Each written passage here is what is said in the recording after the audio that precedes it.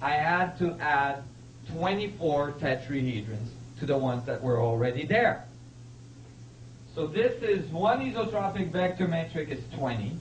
The other one is 20. That's 40 plus 24. 40 plus 24 was 64 tetrahedron metric. The 64 tetrahedron metric is a match to many, many things.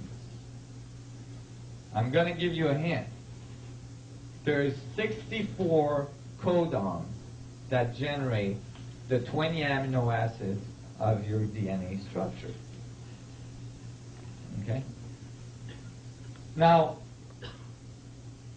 when I found the 64 tetrahedron grid, then I realized that that was the quanta in which symmetry was present everywhere and equilibrium was truly generated at the center.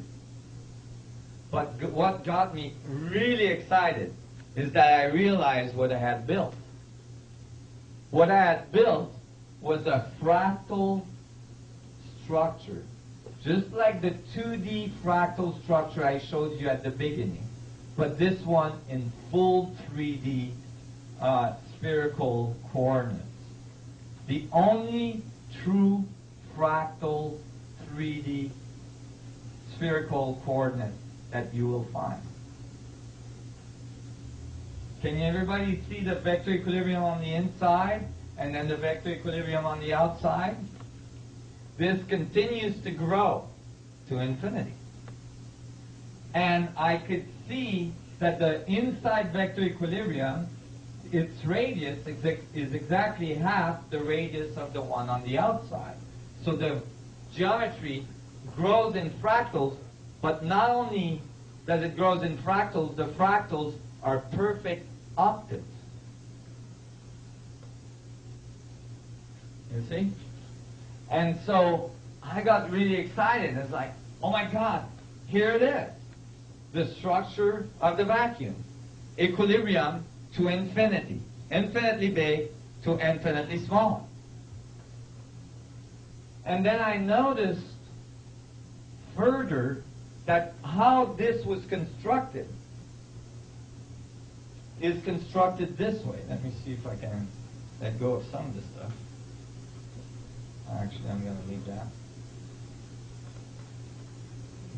I realized what I had built. I had built the metrics based on 8 star tetrahedrons, each having 8 tetrahedron in it.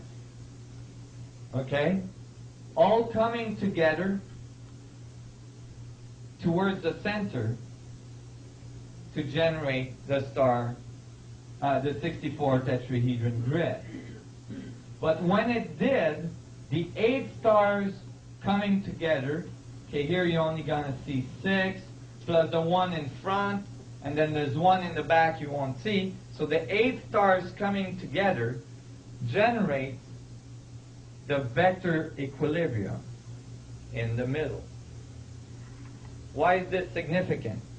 8 star tetrahedron is made out of 8 tetrahedron pointing outward, radiation, coming together to generate the vector equilibrium, which is 8 tetrahedron coming towards the center, generating contraction.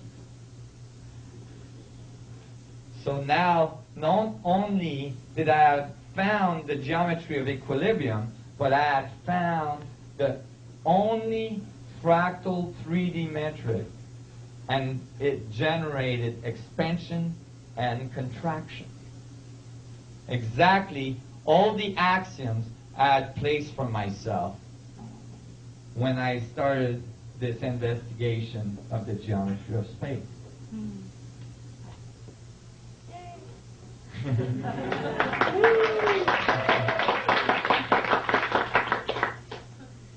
I was so excited. I'm still excited.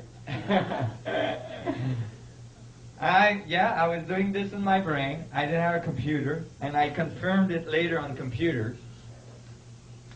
But I was like, oh my God, this is so awesome. And then something really weird happened. I knew I had the fundamental structure of space. I knew, I was definitely seeing. Now realize, you guys, if we truly have the fundamental structure of creation, then technology that's based on this information is going to tap directly into an infinite potential of energy, infinite potential of gravity, infinite potential of rejuvenation, regeneration, and so on. You're talking serious change in our way of doing technology. So I was really excited. And then a bunch of people in England called croppies. Those are people that measure and photograph crop circles. Okay? Now, I know you guys, crop circles, There's scientific papers that were just published in peer-reviewed journals about crop circles, because many of them are not being able to be explained by people going in the fields at night and stomping around, Doug and Dave drinking moonshine and freaking everybody out. Some of them are not easily explained, and actually papers have just been published in peer-reviewed journals saying that this might be a new source of energy. But the croppies that I'm talking about decided in 1997 that if somebody is trying to talk to us through the crop circles, maybe we should talk back. So they went in the crop circles and they wrote in big letters by stomping around with their boots, what do we need to know? Good question. And the next crop circle that occurred was the largest crop circle to date at that time, and it's this one.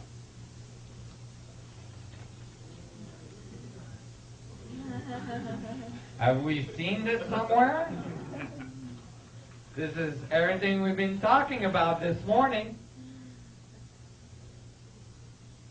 What do we need to know? Well, that's really nice. They give us this.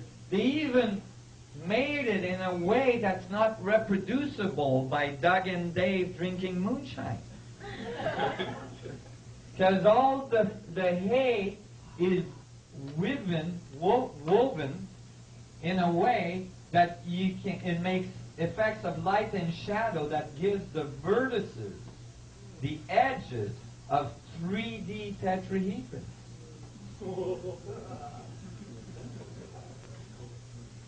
That is not easily done in the middle of the night.